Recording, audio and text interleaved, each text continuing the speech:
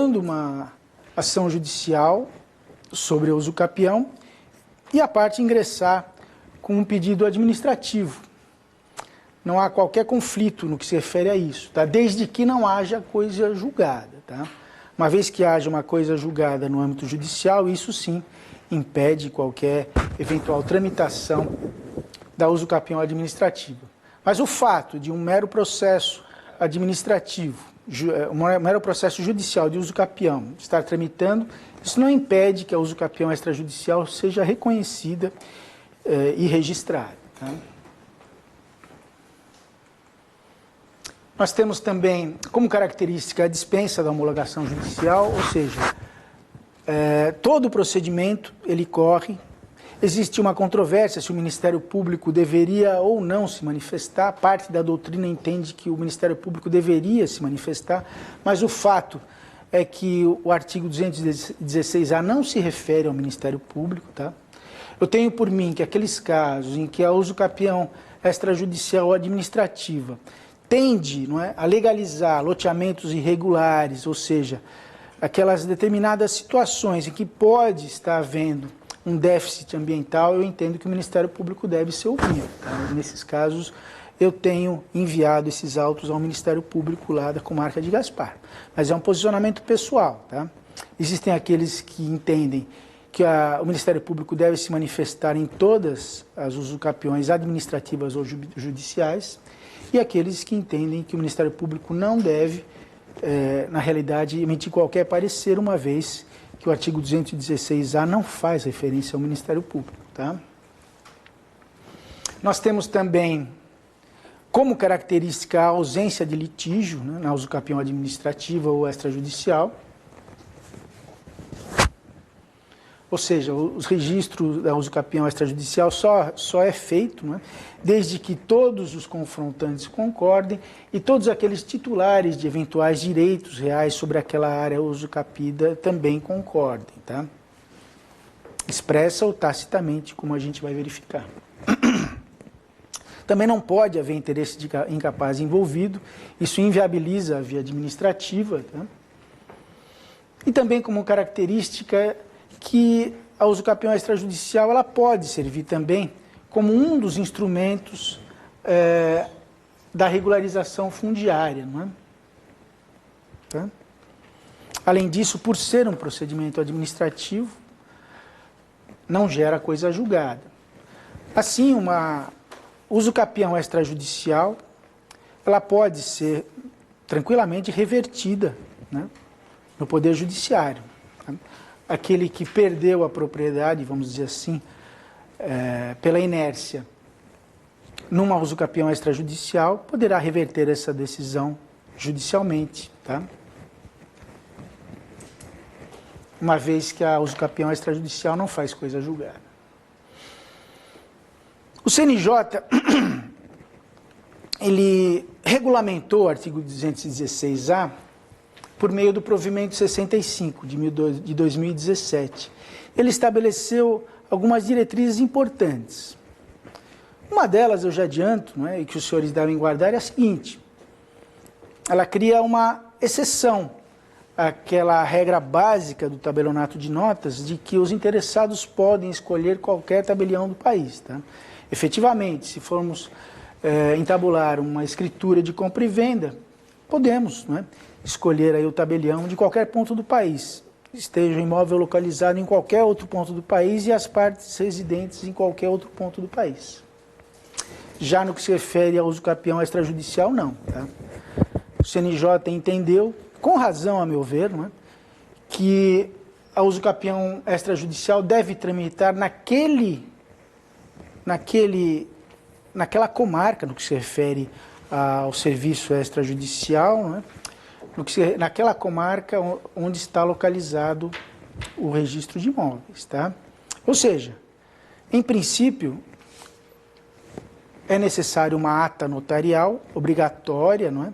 E essa ata notarial, o único competente para realizá-la é aquele tabelião, ou aqui no caso, não é, de Santa Catarina, nos escrivães de paz, que também têm essa competência, responsáveis por aquele município. Tá? Se houver subdivisão em circunscrições, aquele responsável por aquela área onde está, pela circunscrição onde está localizado aquele imóvel a ser objeto da ata notarial de uso capião. Ok? Então, uma exceção à regra da livre escolha do tabelião de notas, tá? Foi estipulada por meio de provimento, é verdade, mas eu entendo que é um provimento que teve por bem adequar o procedimento da 216A à realidade, não é? Porque, efetivamente, durante um determinado período, até a edição desse provimento, era muito comum receber ali atas notariais de outros tabeliões que, na verdade, não faziam qualquer entrevista ali, não faziam trabalho de campo, não é, que é necessário na uso capião extrajudicial. Então, o tabelião de notas, ou o escrivão de paz, ele tem um serviço importante a cumprir na uso capião extrajudicial. Tá? Então, não basta simplesmente arrolar ali os documentos. Ele tem que o quê? Comprovar a posse. E essa comprovação da posse se faz mediante entrevistas com, claro, documentadas ali, não é, na ata notarial, com os confrontantes, tá? Para saber, para que forneça subsídios, né, para que o registrador efetivamente reconheça essa uso capião extrajudicial. Tá?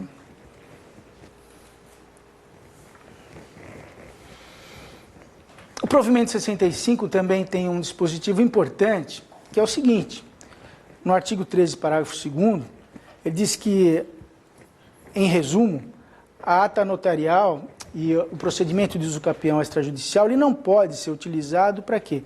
Para se furtar o pagamento de impostos. Tá? Ou seja, todo esse procedimento de uso capião extrajudicial e aquisição originária, né, desse direito real de propriedade, ele não pode efetivamente camuflar, né, uma compra e venda, né, como muitas vezes ocorre, né, nas retificações diárias, como expliquei anteriormente. Então, ela não pode servir como burla, tá, aos requisitos necessários, aos princípios do direito notarial e registral. Tá? E se o registrador perceber, ou o próprio notário, quando realiza a ata notarial, esse pedido, então, do interessado, ele deve ser negado. Tá?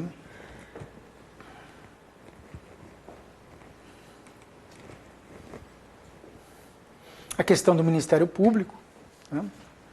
Ou seja, como há essa omissão da participação do Ministério Público, tem-se entendido, não é, que o Ministério Público efetivamente não deve ser ouvido. Lá em Gaspar, eu entrei em contato com a promotora, expliquei a situação.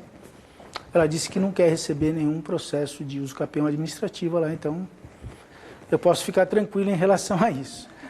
Mas, de qualquer sorte, eu achei interessante ter esse contato. Por quê? Porque existe essa controvérsia na doutrina. Tá?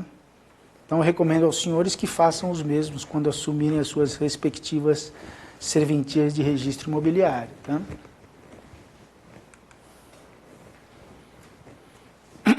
Muitos na doutrina defendem essa manifestação do Ministério Público. Tá?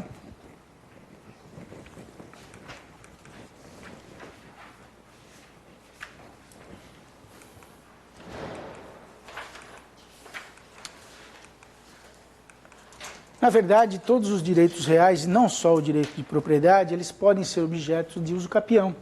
Eu mesmo citei há pouco o quê? O domínio útil dos terrenos de marinha, que podem ser objeto de uso capião.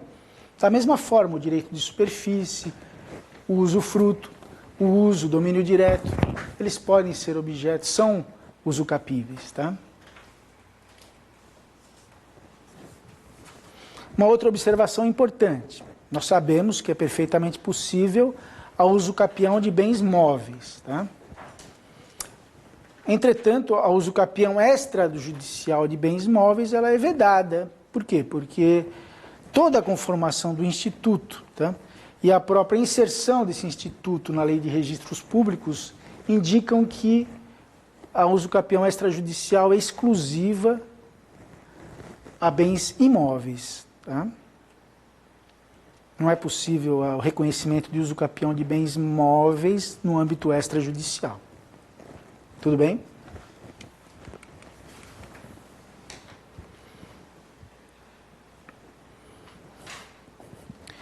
Com relação ao imóvel clausulado, com cláusula de inalienabilidade, empenhorabilidade, há que se diferenciar. Quando essa cláusula é estipulada atendendo a interesse privado, não é? Ou seja, aquele doador resolve